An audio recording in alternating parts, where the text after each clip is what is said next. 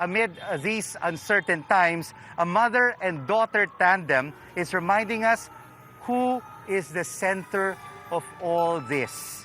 Actress-singer Helen Gamboa and Ciara Sotto are back for a fresh rendition of Panuluyan. Let's find out more about Panuluyan and the 2020 version from no less than Tita Helen Gamboa and her daughter Ciara Sotto. Tita Helen, Ciara, thank you so much for joining us on this special edition of The Final Word right here at the San Felipe Neri Parish Church in Panuluyan. Tita Helen, let me start off with you. What does this year's Christmas in the new normal mean to you and your family? Well, of course, if you would say this is the new normal, but still we celebrate Christmas. I mean, among us family, just my kids and my apos. But the most important is our praying to God, our giving gifts to friends, to people, I myself, if I may mention, Rico, I would like to impart that this pandemic really make me realize a lot. Like, I became more humble, I became more compassionate, I reach out. So I guess it's everybody's role now, or all of us are now under this pandemic. And Christmas, of course, we will still have that Christmas so long as we have Jesus in our hearts.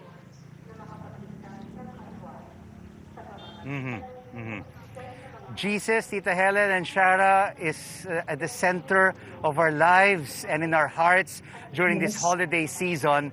And Ciara, let me ask you, what are the family's favorite dishes during the holiday season? How are you preparing for your Noche Buena?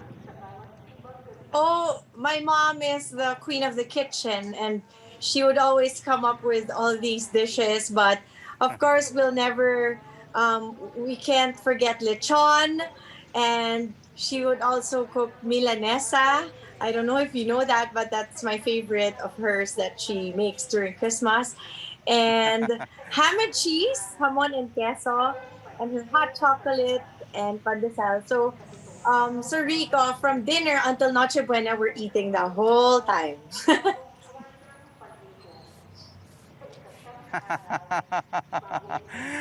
Definitely, Ciara. If you invite me, I will definitely come to your home and partake of the feast that the Sotto family is preparing. But Tita Helen, please tell us, what is the favorite ulam and dish of Tito Sen during the holiday season?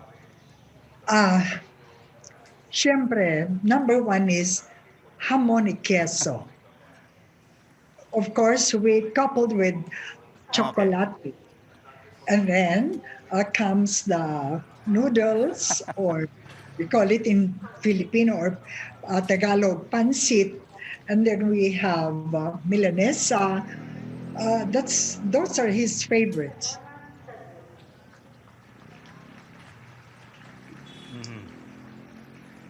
Wow, that is really a very a sumptuous feast that Tito Sen really likes for the Christmas holidays. You know, Tita Helen and Ciara, I've been listening to your wonderful Christmas song, Panuluyan, every year since 1999 when you recorded it originally. It is really a classic holiday song. And now you've come up with a 2020 version. Let's listen to a part of that song on The Final Word. We encourage everyone to remain hopeful and steadfast. We will rise above this crisis.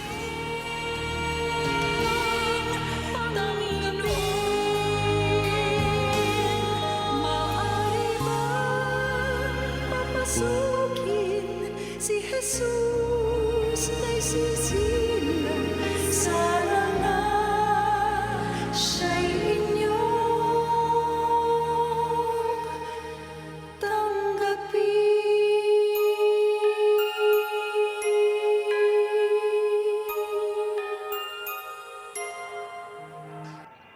You know, Tita Helen, Ciara, thank you so much for that heartwarming and very spirit-lifting rendition of Panuluyan.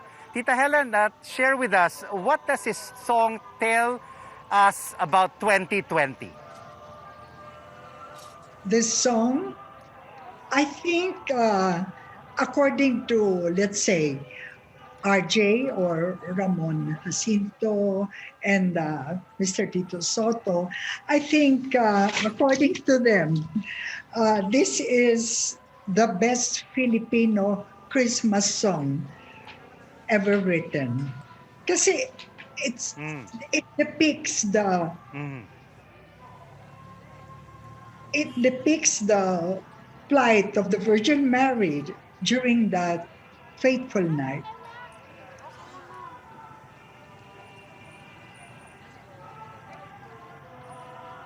So Ciara, what does Panuluyan mean to you as we continue to face very challenging times in our lives in 2020? Basically, the message of the song is to accept Jesus in our hearts. And I think what I've learned for this year, this very, very challenging year, 2020, is that as humans, all of us can accomplish only so much, but it's only by the grace of God that we move along every single day. And so we just really need to accept Jesus in our hearts, and that we should keep praying, because it's the most powerful thing we could do. I know people think of it as their last resort, but it should be the first thing that we should do. And Ciara, what is your wish for this Christmas season and for the new year for our kababayans? I wish that everyone would accept Jesus in their hearts and live a life that is pleasing to Him. I wish that everyone will continue to stay hopeful and prayerful and steadfast. Because just like what my mom said, we will rise above this crisis together and stronger with God's grace and mercy.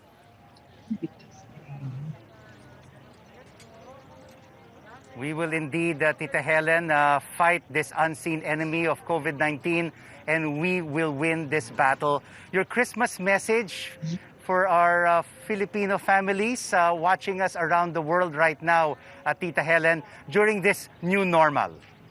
Yes, ang dasal ko at ang aking pamilya, siyempre ang kaligtasan at kasaganahan ng bawat pamilyang Pilipino.